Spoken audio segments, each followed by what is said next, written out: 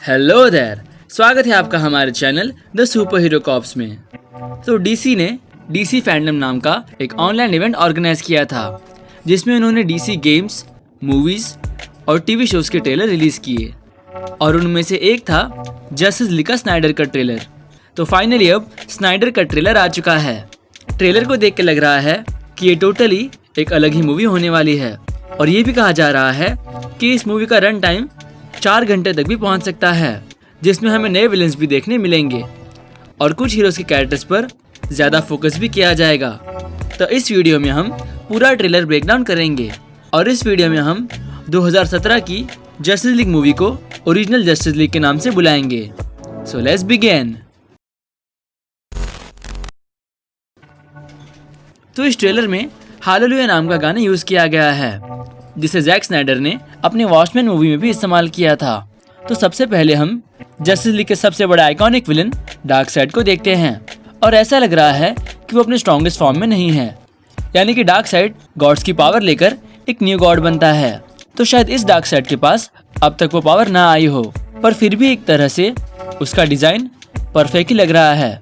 और ये सीन हजारों साल पहले का है जो हमने ओरिजिनल जस्टिस लीग में देखा था, पर उस समय स्टेपनवुल्फ आर्मी को लीड कर रहा था, पर इस बार डार्कसाइड है और मूवी की लेंथ बहुत ही ज़्यादा होगी। तो शायद डार्कसाइड की अर्थ के पावरफुल बीइंग्स के साथ फाइट होगी, जैसे कि ज़्यूस, एटलास, अमेजोनियंस, एटलांटियंस और कुछ ग्रीन लैंटर्न्स भी। फिर हम एक ऐसा वर्ल्ड देखते हैं जहां डार्कसाइड जीत चुका है और जस्टिस लीग का हेडक्वार्टर खत्म हो चुका है और यहाँ एक जोकर का ईस्टर एग भी देखने मिलता है। ये वर्ल्ड बैटमैन वी सुपरमैन के दिखाए गए इस सीन से बहुत ही सिमिलर है, जिसमें बैटमैन एक विजन देखता है जहां सुपरमैन इविल बन चुका है। और बीवीएस में हमने ये भी देखा कि फ्लैश टाइम में पीछे जाकर बैटमैन को लुइस लेन के बारे में बताता है। तो वो सीन भी इस मूवी में क्लियर किया जाएगा और इस ट्रेलर में हमें फ्लैश के कुछ अनोखे सीन देखने मिले। इन सीन में वो स्पीड फोर्स के अंदर है और शायद यहाँ वो टाइम ट्रैवल कर रहा है। फिर हम ये सीन देखते हैं जिसमें अमेजोनियंस डायना को एक मैसेज भेज रही है। उसके बाद हम एक सुपर हीरो के कुछ इंडिविजुअल सीन्स देखते हैं। पहले तो हम विक्टर स्टोन एके साइबॉग को फुटबॉल खेलते हुए देखते हैं और एक सीन में हम साइबॉग के डैड को पूरी तरह से डिसइंटीग्रेट होते हुए देखते हैं और ये सीन डॉक्टर मैनहट्टन के सीन से बहुत ही मिलता जुलता है। और साइबॉग के एक सीन में वो एक कब्र खोद रहा था, उसके खुद के नाम की हो सकती है या तो ये सुपरमैन की भी कब्र हो सकती है। और इस सीन में साइबॉग अपने दिमाग से कई सारे मिसाइल्स और रॉकेट्स को कंट्रोल कर रहा था, तो ये शायद स्पेस में भी हो सकता है या ये सीन एक ड्रीम भी हो सकता है। तो ओवरऑल इस मूवी में साइबॉग के ओरिजिन पर फोकस किया जाएगा। फिर हम एक्वामैन और बैटमैन के कुछ शॉट्स देखते हैं जो हम पहले भी देख चुके हैं और इस ट्रेलर में भी एक्वामैन मेरा को छोड़कर चला जाता है। ये सीन हमें ओरिजिनल मूवी में देखने मिला था। उसके बाद हम बैरी एलन को एक लड़की को बचाते हुए देखते हैं जो थी Iris West. Iris West comics और टीवी शो दोनों में ही फ्लैश की लव इंटरेस्ट रही है। और फिर फाइनली हम सुपरमैन को अपने ब्लैक सूट में देखते हैं और ये सूट सबसे कूलेस्ट सुपर हीरो सूट लग रहा है। कॉमिक्स में सुपरमैन डूम्सडे से लड़ने के बाद फिर से जिंदा हो जाता है, तब वो ऐसा ही एक ब्लैक सूट पहनता है। इस सूट की वजह से वो ज्यादा से ज्यादा सोलर रेडिएशन एब्जॉर्ब कर पा रहा था और जितनी जल्दी वो सोलर रेडिएशन एब्जॉर्ब करेगा उतना ही जल्दी वो रीजनरेट होगा और पावरफुल होगा। और इसी सूट में वो स्टेपनवुल्फ के साथ भी फाइट करता है और स्टेपनवुल्फ का डिजाइन और सीजीआई ओरिजिनल स्टेपनवुल्फ से कई गुना ज्यादा अच्छी है। तो सुपरमैन और स्टेपनवुल्फ दोनों का डिजाइन इस मूवी में नया होगा, तो इन दोनों की फाइट बहुत ही इंटरेस्टिंग होगी। भले ही हमें पता है कि विनर कौन होगा, पर ये सीन देखने लायक होंगे। बाद में हम ये सीन देखते हैं और ये सीन ओरिजिनल में भी था, पर इस बार वो कई गुना ज्यादा अच्छा दिख रहा है। और उसके बाद हम एक नया विलन देखते हैं।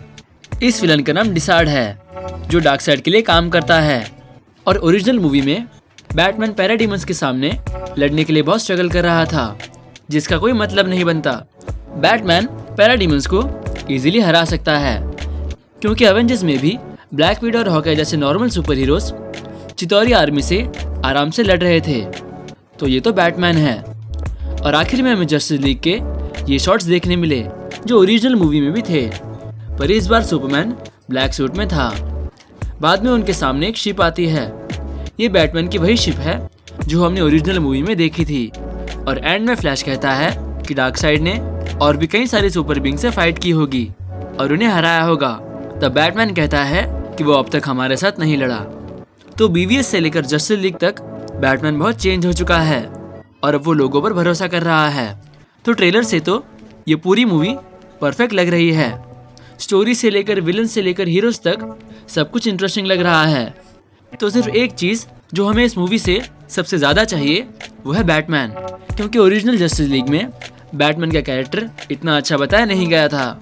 उस मूवी में वो बहुत वीक बताया गया था और वो ज़्यादा कुछ नहीं कर पा रहा था।